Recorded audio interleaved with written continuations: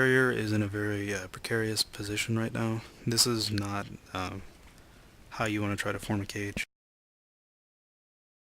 or a sideline cage even. Now you may be wondering why I don't just use this guy and blitz him. Uh, I mean, that seems like a really good idea, and I guess seeing what happens, I guess it is kind of a good idea.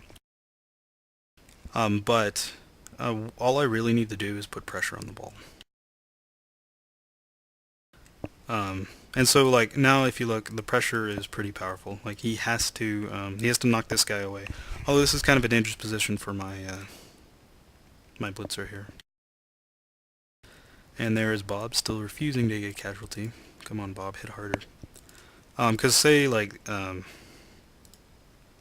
this blitzer, his blitzer would hit my blitzer right here, and somebody would come over and blitz my guy away. But if you look, okay, so I didn't get the ball carrier. My idea here was that this guy was going to come over and blitz this guy into the crowd, which would have been sweet. But really, he is being forced to, like, even though I failed that, I have guys over here that are going to be moving this direction pretty quickly.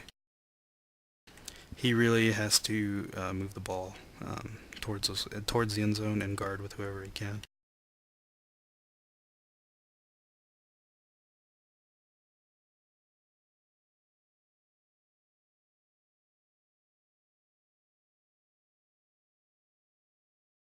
There's a couple more go for it.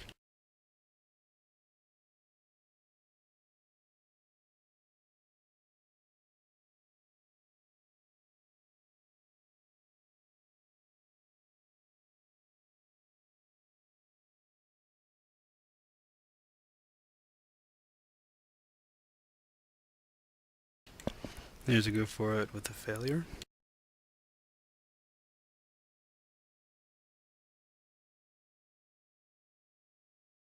Alright, so he throws his catcher out there. I'm fast enough to, or his thrower, I mean, I'm fast enough to run him down.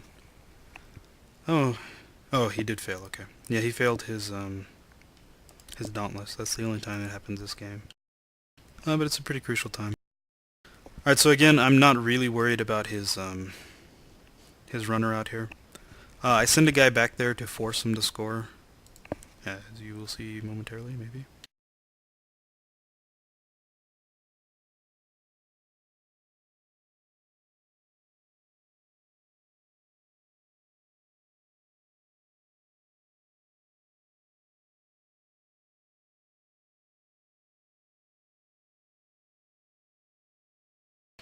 I guess I'm trying to consider how best to do this.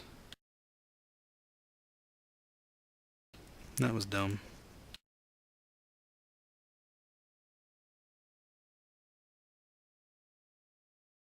So yeah, I should have moved this guy out here first, and then hit him here. Okay, so here we go.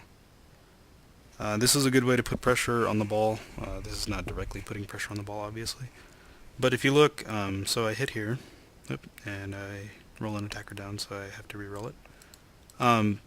But just, okay, so I have this guy up against the sideline. I have a guy that can come over here and crush his ball carrier. And I have, and I'm winning this block war right here.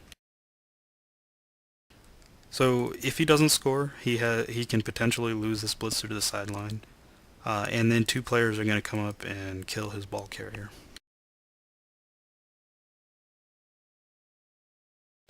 So he has to score now.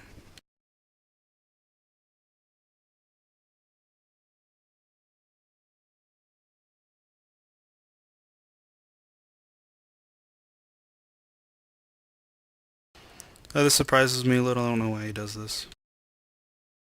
He makes another go for it, and if he'd only gotten a push, he'd had to make two go for it.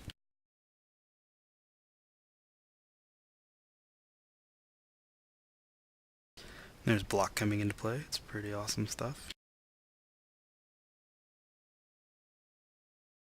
And there's the dwarf touchdown, which leaves us 4 turns, I think, to make a touchdown back.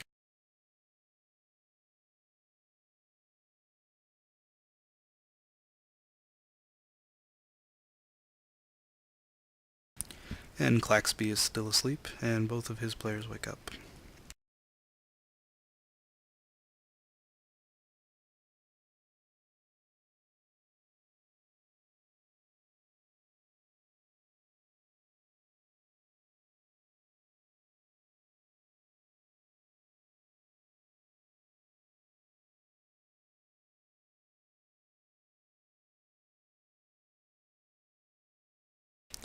Alright, so here you see the dwarf player. He doesn't want to have happen to him what happened last time, so he sets up a little bit better.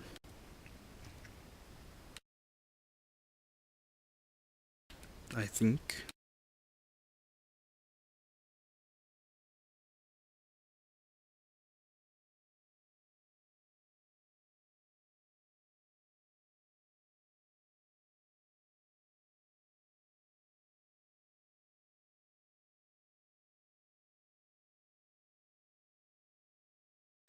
So you're just setting up like one extra back, like if you see here.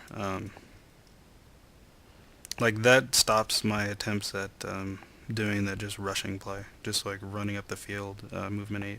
Because he's movement 5, but he's got a 3 space head start.